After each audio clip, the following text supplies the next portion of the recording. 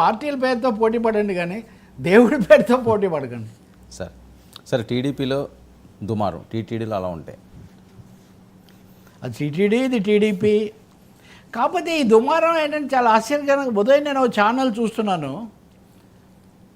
తెలుగుదేశం భయంతో వణికిపోతుంది అంటున్నాడు ఒక ఆయన. మన దగ్గర కూడా వస్తాడు. తెలుగుదేశానికి ఆయన అభిమానిగా, అనుకూలుడిగా పేరు. ఎందుకంటున్నాడు ఆయన అంటే, గోరెంట్ల మాధవ్కేమో ముసుగు వేయలేదు, అరెస్ట్ చేసి ముందుకు తెచ్చినప్పుడు. చేబ్రోల్ కిరణ్ అంటే బూత్ కిరణ్ ఉరఫ్ కిరణ్కేమో ముసుగేసి చూపించారు. ఆయనకు ముసుగు ఎందుకు వేశారు, ఈయనకు ముసుగు ఎందుకు ఇవ్వలేదు, తెలుగుదేశం పార్టీ ఇలా భయంతో వణికిపోతుందో అంటే అక్కడ ఉన్న తెలుగుదేశం ప్రతినిధి ఆయన కోపంతో ఊగిపోయాడు. మమ్మల్ని మీరు భయంతో వణికిపోతాడంటారా, అదే ఇదే మాకేం భయం లేదు, మేము ఎవరి మీద ఎవరిని ఉపేక్షించేది లేదు అని. అసలు తెలుగుదేశంలో అభిమానించేవాళ్ళు, దగ్గరున్న వాళ్ళు కూడా ఈ కోణంలో ఎందుకు పోటీ పడుతున్నారు, ఎందుకు వాళ్ళ పార్టీని, వాళ్ళ కూటమిని వాళ్ళు ఎందుకు ఇంతగా ఆక్షేపిస్తున్నారు? సోషల్ మీడియా మొత్తం ఇదే. నేను ఇంకోటి కూడా చెప్పే కదా, చేతగాని ప్రభుత్వం వాళ్ళ కూటమి మద్దతుదారుల హెడ్డింగులు పెట్టుకోవడం ఏంటిది? పోనీ మంచి కోసం ఇందాక నేను అంబేద్కర్ను పీపీపీ అన్నందుకు, అంబేద్కర్ సముదాయాన్ని, స్మృతివనాన్ని పీపీకి అప్పగిస్తే దాన్ని విమర్శించవచ్చు నిజానికి, దాన్ని అలాంటి విమర్శించట్లా. ఇంకా ఉన్నాయి మనం చర్చించే అంశాలు.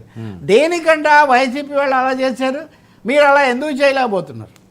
ఆ దమ్ము లేదా వణికిపోతున్నారా అని వీళ్ళు అంటుంటే, ఈ దుమారంతో చంద్రబాబు నాయుడు తలపట్టుకోవాల్సి వస్తుంది. కరవమంటే కప్ప కోపం, ఎడవమంటే పాము కోపం అని ఆయన ఉన్న పరిస్థితుల్లో ఏదో నెట్టుకుపోవాలని తండ్రి కొడుకులు తంటాలు పడుతుంటే ప్రతిదానికి రెచ్చిపోయి ఈ ఆఫీసర్ ఇంకా ఎందుకున్నాడు, వీడిని ఎందుకో తీసేయలేదు. నెల్లూరు జిల్లాలో ఉదాహరణకు పెద్ద దుమారం, నా దగ్గర కనీసం ఇంకొక సమస్య కూడా ఉంది, ఇవి తిట్లకు సంబంధించి.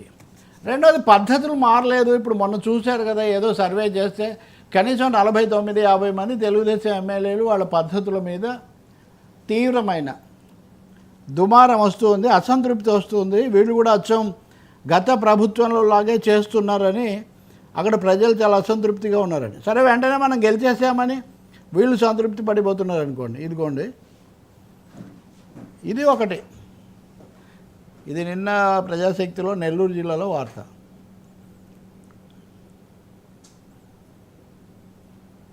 ఇది ఇప్పటికిప్పుడు నాకు తెలిసిన వార్త. ఏమంటే ఇది కూడా ఒక అసంతృప్తే కొంతమందిలో. ఏమంటే ఈ ఇసుక ఇవన్నీ తవ్వుకుపోవడాలు ఇవన్నీ ఉన్నాయి కదా, అక్కడ ఒక చోట ఒక వంతెన మీద అంట ఈ తవ్వకాలు తరలింపులు ఎక్కువైపోయి వంతెన కుంగిపోయిందంట. అంటే మనం చాలా చెప్పి చేసి వచ్చాం కదా, ఈ కొన్ని శక్తులు అదే పద్ధతులు కొనసాగించడం వల్ల మనకు చెడ్డ పేరు వస్తుంది, కార్యకర్తల అభిమానుల త్యాగాలు కాస్త పక్కదో పడుతున్నాయి. వాళ్ళ పదవులు రాలేదని అంటే 3 కారణాలు. ఒకటి, ఇప్పటికీ నామినేటెడ్ పోస్టులు, లేదా వర్మ లాంటి వాళ్ళు, ఆవర్మ జనసేన దీని ముందు మనం తల వంచుతున్నాం, మన పార్టీకి తగిన గుర్తింపు లేకుండా పోయిందండి. రెండవది, బూతులు దాడులు చేసిన వాళ్ళ మీద వాళ్ళేమో గట్టిగా ఉండినారు అప్పుడు, ఇప్పుడేం చర్యలు తీసుకోలేకపోతున్నారని. మూడోదేమో నిజమైన కార్యకర్తలకేమో ఇంకా పదవులు రాలేదు, కానీ కొంతమంది పదవుల్లోకి వచ్చిన వాళ్ళు మటుకు ఆ పద్ధతులే అనుసరించి అదే పద్ధతిలో దందాలు చేసుకొని ఇవి వాళ్ళ పత్రికల్లో, మీడియాలో కూడా ఈ స్టోరీస్ వస్తున్నాయి, మీరు కూడా చూసే ఉంటారు.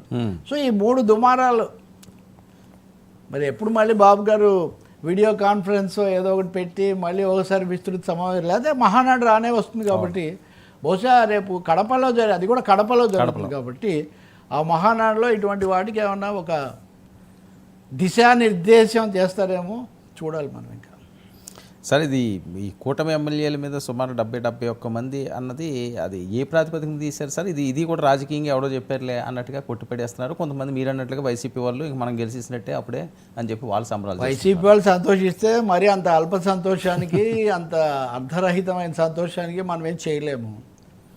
రెండో, తెలుగుదేశం అంటారా, చంద్రబాబు నాయుడు